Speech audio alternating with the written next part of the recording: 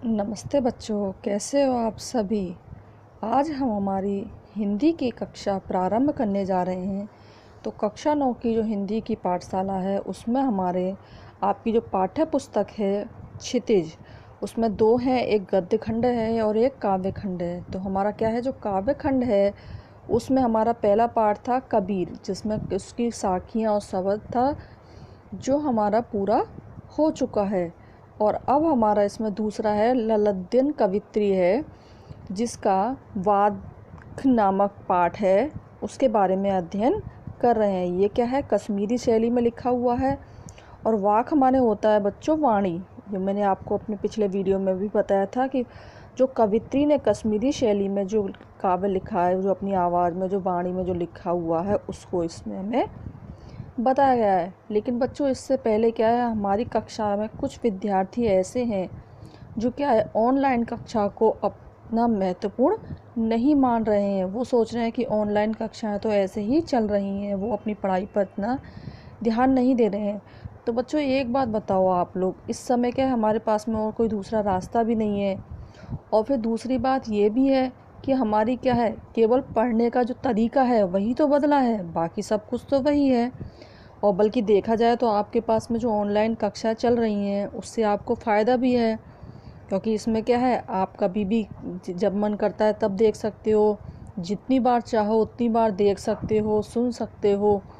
तो क्या है, कक्षा में जब आपको पढ़ाया जाता था तो उस समय भी तो यही होता था।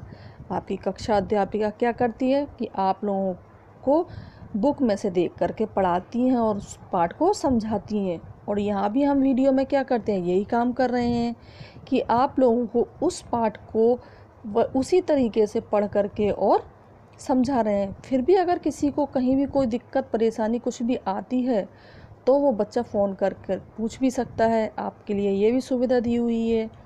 लेकिन बच्चों, पढ़ना तो आपको पड़ेगा ही। अभी स्कूलों का कोई पता नहीं है कि कब तक खुले कब तक नहीं खुले। तो काफ़ी बच्चे ये कह रहे हैं कि हमारे तो ऑनलाइन पढ़ाई समझ ही नहीं आती। तो उन बच्चों से एक ही विनती है कि वो एक बार बार देखे तो सही उसको, 2 बार 4 बार, और फिर अगर किसी को परेशानी है तो वो पूछ ले कॉल करके। तो इसलिए जिन बच्चों ने हमारी पुरानी कक्षाएं नहीं ली हैं, उनके पास भी वीडियो होंगे तो वो अपनी पुरानी कक्षाएं भी लें, और जो अब नई कक्षाएं चल रही हैं उनको भी लें। और साथ ही साथ जिन बच्चों ने अगर अपनी पुस्तकें नहीं खरीदी हैं तो वो भी जल्दी से जल्दी अपनी पुस्तकें ले लें, क्योंकि अगस्त महीने के प्रथम सप्ताह में आप लोगों के प्रथम परीक्षाएं भी प्रारंभ होने जा रही हैं।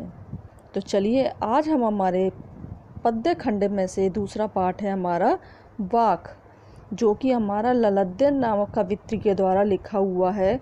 इसमें क्या था, हमारा पहला और दूसरा 2 पद्य तो हमने कल कर लिए थे इस पुराने वीडियो में। अब चलिए हम हमारा तीसरा लेकर के चलते हैं।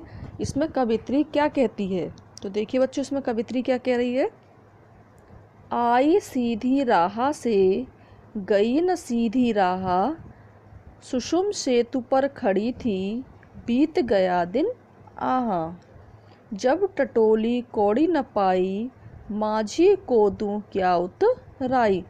बच्चों, इसमें कवित्री कह रही है कि जब हम इस संसार में आए थे तो हम सीधी राह से आ गए थे, और गई ना सीधी राह, लेकिन जब जो जाने का समय है तो वहाँ से हम जाना चाहते हैं तो उसके लिए हमारी क्या है, राह सीधी नहीं है। गई ना सीधी राह, लेकिन मैं सीधी रास्ते से, राह माने होता रास्ता, मैं सीधी रास्ते से नहीं गई।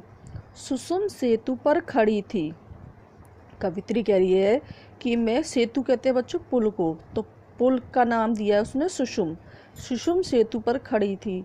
सुषुम बच्चों ये होता है कि हमारी एक जो नाड़ी होती है हमारे शरीर में होती है, 3 नसें होती हैं, जिसमें क्या है, हमारा एक होती है सुषुम, जो हमारे नाक के बिल्कुल बीच में होती है। और वो कैसी होती है, जब हमारे अहंकार होता है, अभिमान होता है, तो उसमें से एक अभिमान पूर्वक जो एक नस खड़ी हो जाती है उसको कहते हैं सुषुम, सुषुम्न नाड़ी। तो उसके के लिए कहा है कि सुम पुल के ऊपर मैं खड़ी थी, बीत गया दिन आ, और मेरा दिन बीत गया, यानी मेरा जीवन समाप्त हो गया और मेरा इस संसार से जाने का समय नज़दीक आ गया।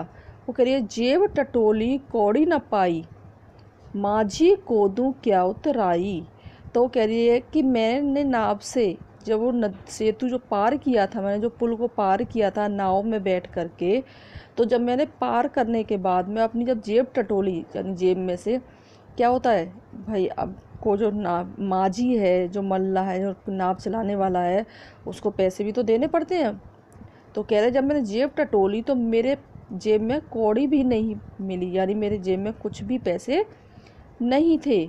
माझी को दूँ क्या उतराई, यानी माझी को जो नाव चलाने वाला है, मैं उसको नाव से पार उतारने के लिए उसके बदले में क्या दूँ, मेरे पास तो कुछ भी नहीं है। अर्थात कहने का मतलब ये है कि वो संसार में आकर के उसने कोई भी ऐसा अच्छा काम नहीं किया।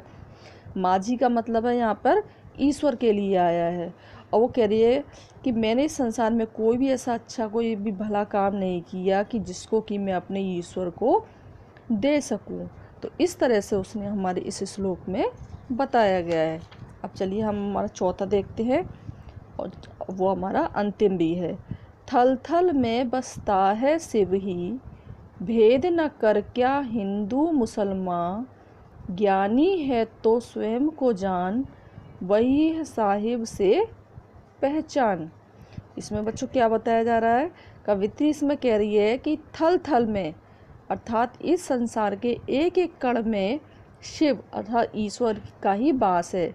आप कहीं भी देख लो, किसी भी चीज़ में देख लो, हर जगह आपको ईश्वर मिल जाएंगे। भेद न कर क्या हिंदू मुसलमान, वो कह रही है तो हिंदू और मुसलमानों में किसी भी प्रकार का भेदभाव या अंतर मत कर, क्योंकि हर कण में क्या है, भगवान शिव ही है, अर्थात भगवान ईश्वर ही है।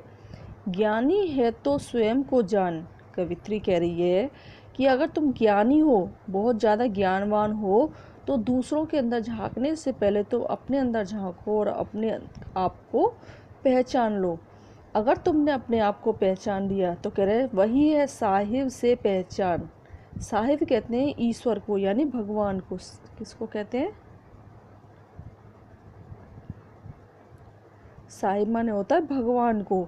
तो भगवान से सही मायने में जो आपकी पहचान होगी, जो मिलना होगा, वो यही होगा, यानी तुमने अपने आप को पहचान लिया, अर्थात तुमने ईश्वर से मिलन कर लिया। ईश्वर क्या है, भगवान तुम्हारे अंदर ही है, लेकिन क्या है, अभिमान के या भेदभाव के अंतर से तुम उसको देख नहीं पा रहे हो। तो कह रहे तुम शिव से मिलने के लिए अर्थात भगवान से मिलन करने के लिए तुम इतना परिश्रम कर रहे हो, इतने चिंतित हो रहे हो, वो तो क्या है, इस संसार के हर एक कोने में, हर एक कण में निवास करता है, यानी रहता है।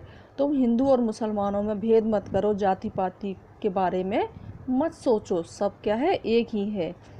अगर तुम ज्ञानी हो, तुम्हारे अंदर ज्ञान है, तो तुम अपने अंदर झांक करके स्वयं को पहचान लो। अगर तुमने अपने आप को पहचान लिया तो तुम्हारा भगवान से साक्षात्कार हो जाएगा। ये समझो कि तुम्हारा भगवान से साक्षात्कार हो गया, अर्थात तुम भगवान में मिल गए। तो इस तरह से बच्चों हमें कवि ने किया है, इसमें वाक, ये पाठ के माध्यम से हम लोगों को इसमें बताया गया है। वाक माने होती है वाणी। तो अब इसके क्या है, आप लोगों को जो हिंदी अनुवाद है वो आप लोगों को समूह पर भेज दिया जाएगा, तो जिसे आप लोग अपनी उत्तर पुस्तिका में कर लेना। और इसके साथ साथ बच्चों आप लोग वीडियो ज़रूर देखा कीजिए, क्योंकि वीडियो देखने से क्या होता है, आपके 2 बार देखो, 3 बार देखो, आपको एक ऐसा महसूस होगा जैसे कि कक्षा में हम लोग पढ़ा रहे हो और आप लोग अपनी बुक में देख रहे हो। ठीक है, आज के लिए इतना ही, धन्यवाद।